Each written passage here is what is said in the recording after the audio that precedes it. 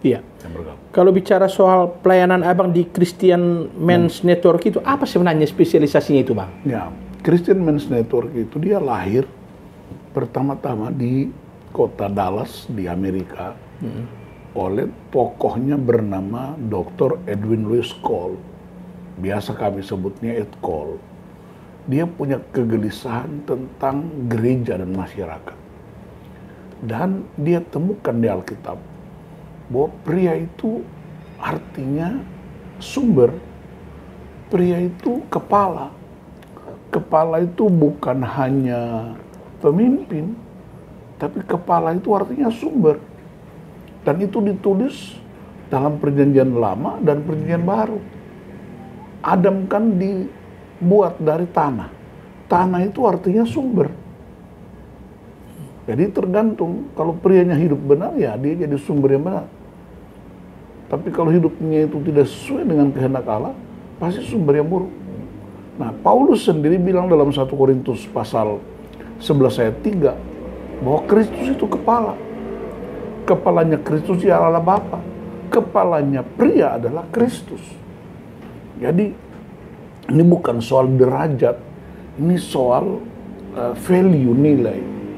Dan pergerakan Ed Cole di kota Dallas, dia menyebar ke seluruh dunia. Sejak itu tahun 1957, pergerakan itu mulai terjadi di Indonesia. Banyak pemimpin gereja yang terlibat, hamba-hamba Tuhan, ya warga, marketplace, semuanya terlibat, tidak peduli usia apapun. Sampai ada namanya young man, ada namanya pria dewasa, semuanya terlibat. Untuk apa? Dilatih menuju keserupaan Kristus. Tema utamanya ialah kesempurnaan seorang pria dan keserupaan dengan Kristus adalah hal yang sama. Jadi kita mesti serupa dengan Kristus karena Kristus itu pola kita. Pria itu dilatih untuk bertumbuh ke arah keserupaan Kristus. Dalam Kolose 1 ayat 28, Paulus bilang setiap orang mesti dilatih bertumbuh ke arah keserupaan Kristus.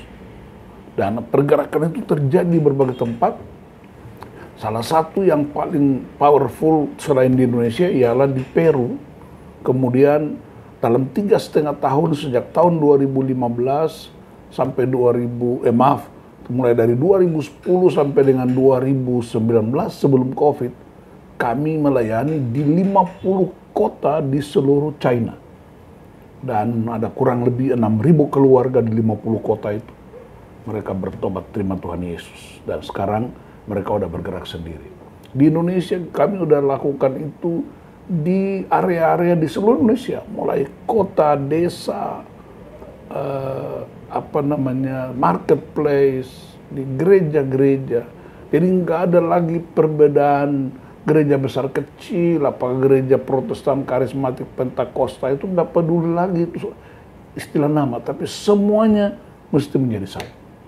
Dan saya suka itu karena sejak awal saya juga sudah terlibat di gerakan ekumen yang disebut CMN, Christian Men's Network Indonesia itu, yang berdampak kepada keluarga-keluarga. Apa ada kaitan gerakan ekumen itu, Bang, dengan CMN ini? Abang rasakan? Ya, sangat kuat. Gerakan ekumenik kita di lembaga-lembaga ekumenis itu kadang-kadang terbatas pada hukum, peraturan, sidang-sidang.